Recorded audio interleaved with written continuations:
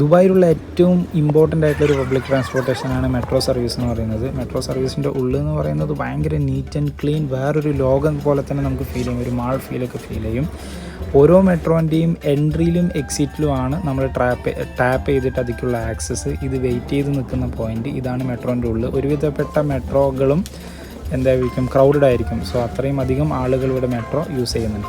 ഇവിടെ transportation complete through cards ആണ്. ട്രെയിനിനാണെങ്കിലും ബസ്സിനാണെങ്കിലും metro bus ഏതാണെങ്കിലും കാർഡാണ്. ഇതാണ് ഇവിടുത്തെ ട്രാൻസ്പോർട്ടേഷൻ കാർഡ് എന്ന് പറയുന്നത്. അത്യാവശ്യം നമ്മുടെ നാട്ടിലത്തെ ATM കാർഡിൻ്റെ ഒരു സെറ്റപ്പ്.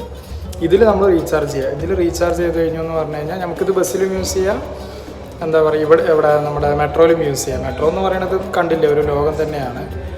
അപ്പോൾ സംഭവം പൊളിയല്ല. ഇവിടെ അണ്ടർഗ്രൗണ്ട് മെട്രോ ഉണ്ട്, അതുപോലെ തന്നെ മുകളിൽ കൂടെ പോകുന്നതുണ്ട്. ചിലപ്പോൾ നമ്മൾ എൻട്രി പോയിന്റിൽ കയറുന്നത് അടിയിലായിരിക്കും, ബട്ട് നമ്മൾ വേറെ എക്സിറ്റ് പോയിന്റ് എന്ന് പറയുന്നത് മുകളിലായിരിക്കും.